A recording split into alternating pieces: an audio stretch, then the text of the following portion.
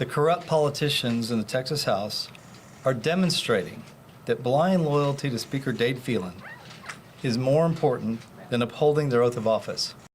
Just moments ago, Texas Attorney General Ken Paxton doubling down against possible impeachment. It comes after criminal charges and corruption accusations that have mounted against Paxton over time.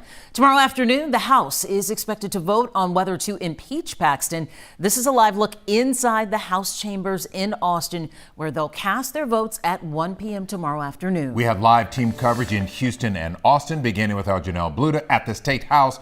Janelle, you were there for a rare news conference by AG Paxton.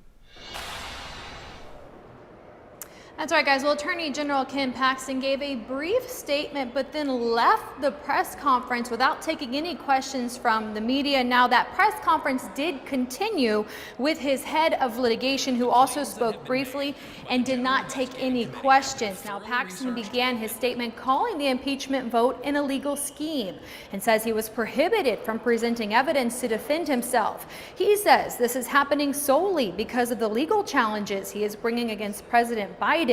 During his statement, Paxton also detailed the legal efforts he's made this week alone, saying he's leading dozens of challenges against the Biden administration.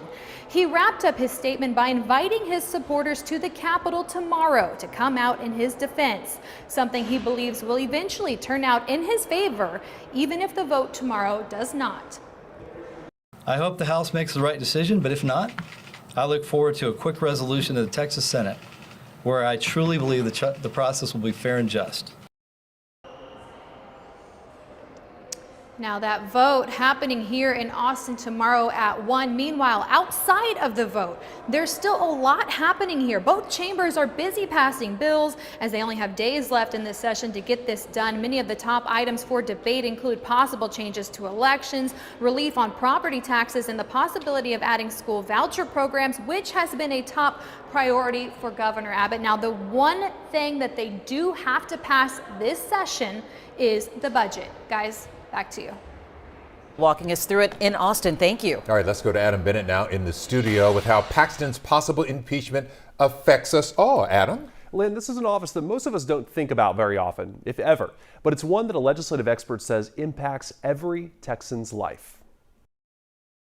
We are here to protect consumers of Texas. Attorney General Ken Paxton is the state's top lawyer, but University of Houston political science professor Brendan Rottinghouse says actions taken by Paxton and his team of nearly 750 attorneys reach every level of society. The Attorney General has a lot of responsibilities that we don't see every day, but that always touch a person's life. The AG's office enforces open government laws. They also collect, distribute, and enforce child support payments. Another focus: investigating Medicaid and consumer fraud. If you've got gas prices that are too high outside the market value, then that's something that you see the Attorney General's office engaging in. Diploma mills is another example. If you feel like you've been defrauded by a for-profit institution, then this is another example of a case that the Attorney General might take. The AG's office forced 48 gas stations accused of price gouging during Hurricane Harvey to refund customers.